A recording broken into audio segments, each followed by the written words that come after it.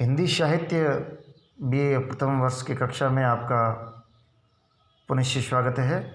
आज हम कबीर काव्य के अंतर्गत जो शाखियाँ हैं उसमें जो सुमिरन जो शीर्षक है उस शीर्षक से में से दो हैं जो उनको हम गतांक से आगे पढ़ेंगे, जो इस प्रकार से है। कबीर सूता क्या करे, उठी न रोवे दुख, जाका बासा गोर में, सो क्यों सोवे सुख। कबीरदास जी यहाँ सांसारिक जो मोह माया है, संसार की जो भोग लालसा है, सांसारिक जो विषय है, ये देखने में भले ही सुखकारी प्रतीत हो, वास्तव में क्या है, दुख के कारण है। मुक्ति में ये सारी चीज़ें बाधक है। इसलिए कबीरदास जी कह रहे हैं कि तो संसार की जो मोह माया है उसको त्याग दे और उसका त्याग करके ईश्वर के नाम को ही स्मरण कर, क्योंकि जो भगवत जो भक्ति है, ईश्वर का जो स्मरण है, ईश्वर का जो सुमिरन है, वही एकमात्र मनुष्य की मुक्ति का साधन है। यही एकमात्र मनुष्य के कल्याण का हेतु है। कबीर सूता क्या करे, उठी न रोवे दुख।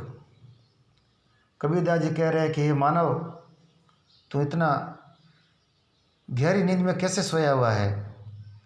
गहरी नींद में सोने से तात्पर्य है कि परमात्मा से तू इतना विमुख क्यों है। ये संसार के जो आभासी जो सुख है, संसार की जो मोह माया है, संसार के जो भोग्य जो पदार्थ है, संसार के जो विषय है, इनमें मग्न होके, इनमें लीन होके तू अज्ञानता की निद्रा में सोया हुआ है, भ्रम की निद्रा में सोया हुआ है। तुझे वास्तविकता का ज्ञान नहीं है। इसलिए कबीरदास जी कहते हैं कि ये जो तेरी स्थिति है, विषयों में प्रवृत्त होके, विषयों में लीन होके, ईश्वर से विमुख होके तो जो ये गहरी अज्ञान की निद्रा में सोया हुआ है, उस पर तू चिंतित क्यों नहीं होता। उठी न रोवे दुख, इस भ्रम की निद्रा से, इस अज्ञान की निद्रा से तो उठ क्यों नहीं जाता और अपनी जो स्थिति है, तेरा जो दुख है, उसके ऊपर तू रोता क्यों नहीं है। जिसे तो सुख समझ रहा है, वस्तुतः वह तेरे दुख का कारण या उसी दुख का हेतु है। इसलिए कबीरदास जी कह रहे हैं कि तू इस अज्ञान की जो गहन निद्रा है उससे उठ जा और उठ के अपनी स्थिति के बारे में सोच, अपनी स्थिति के बारे में मनन कर। और तेरी जो स्थिति है वह वास्तव में क्या है, रोने लायक है। इसलिए उस स्थिति के ऊपर मंथन कर, अपने आप का आत्म मंथन कर और उठकर जागृत होकर तेरे जो दुख है, तेरी जो व्यथा है, उसको उस ईश्वर के समक्ष प्रकट कर। जाका बासा गोर में, बासा यानी बास, निवास, गोर, गोर का अर्थ होता है अंतिम सीमा। जैसे अपने घरों के अंदर भी जहाँ पर घर का जो बाह्य भाग होता है, वो बड़ा सा जो भाग होता है, जब समाप्त होता है उसको गोर कहा जाता है। कहीं कहीं पर जो स्थान होते हैं उनको भी कहा जाता है, जैसे गोर का चौक, यानी चौक का जहाँ पर, चौक की जहाँ पर समाप्ति हो रही है, चौकी जहाँ पर समाप्त हो रही है।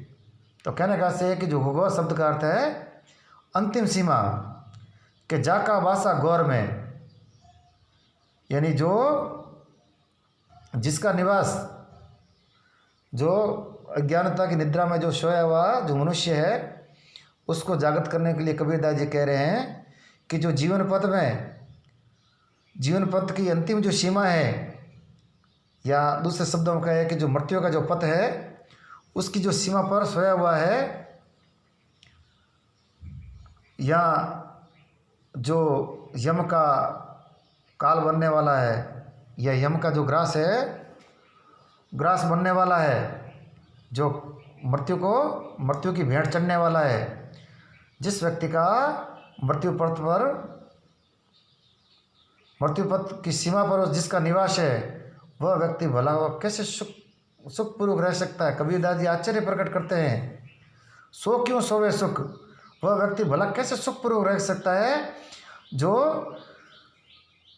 मृत्युपथ है, उस मृत्युपथ की सीमा पर जिसका निवास है, जो कभी भी मृत्यु की भेंट चढ़ सकता है, कभी भी काल का ग्रास बन सकता है। और इस प्रकार का जो नश्वर प्राणी है, जिसकी मृत्यु निश्चित है और जिसकी मृत्यु कभी भी हो सकती है, इस प्रकार का जो प्राणी है वो भला सुख और चैन से कैसे रह सकता है। कबीरदास जी आश्चर्य प्रकट करते हैं। वस्तुतः कबीरदास जी इसके द्वारा ये संदेश देना चाहता है कि मनुष्य है वह नश्वर प्राणी है, कभी भी उसकी मृत्यु हो सकती है, और इस जीवन का जो कल्याण है, इस जीवन की जो मुक्ति है, वह केवल ईश्वर का नाम स्मरण करने में, ईश्वर का सुमिरन करने पर ही है। और वह व्यक्ति सुमिरन करना छोड़कर ईश्वर परम तत्व को न पहचानते हुए और अज्ञान की गहन निद्रा में लीन होके अत्यंत सुखपूर्वक होकर सो रहा है। कभी भी मृत्यु का ग्रास बन सकता है, परंतु ऐसा व्यक्ति बोला सुखपूर्वक कैसे सो सकता है। कबीरदास जी इसलिए कह रहा है कि तू जाग जा और अपने ईश्वर के समक्ष अपनी व्यथा को प्रकट कर, निश्चित रूप से वे ही तेरा कल्याण कर सकते हैं।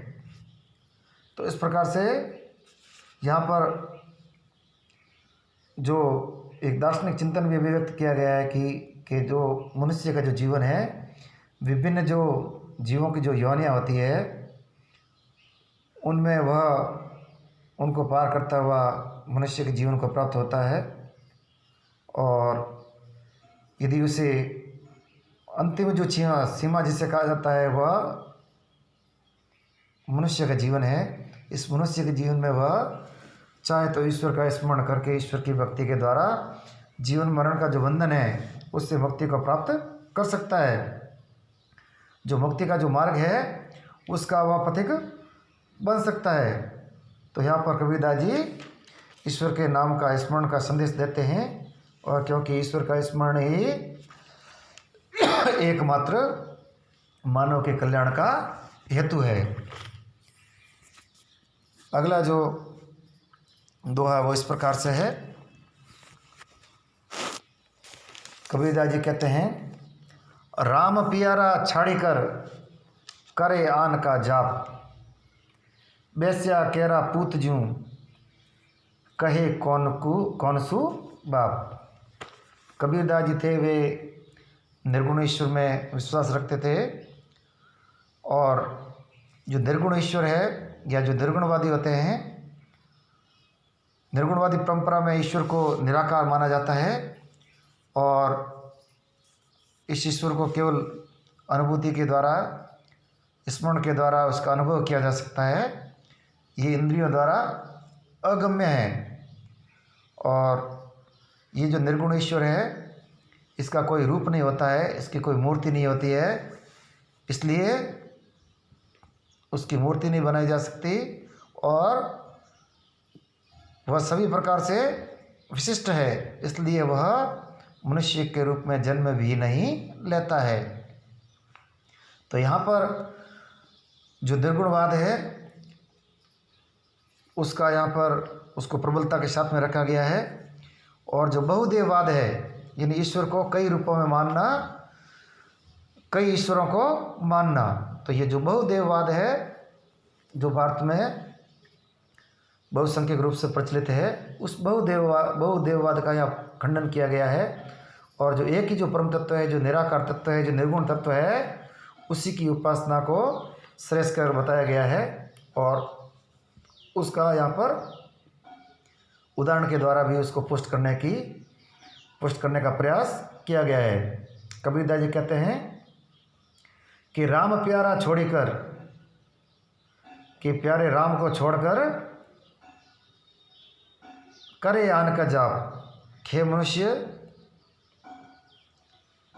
तू प्यारे राम को छोड़कर अन्य किसी का जाप क्यों करता है।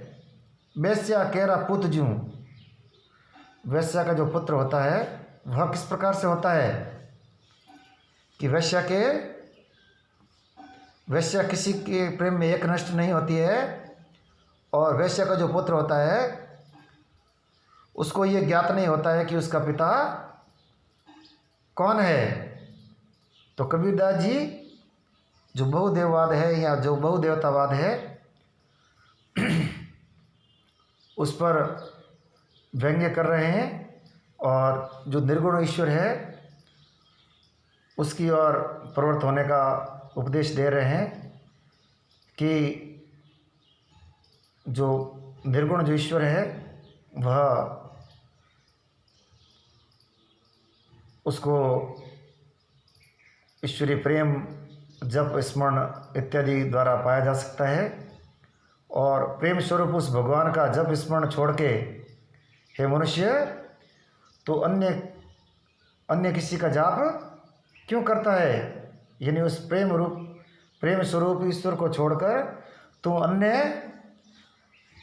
अन्य किसी का जाप क्यों करता है। और ये इसी प्रकार से है जिस प्रकार जो वैश्य का पुत्र होता है वह किसी को अपना पिता नहीं कह सकता। तो इतने सारे जो देवता है किसने इस संसार को बनाया है और कौन हमारे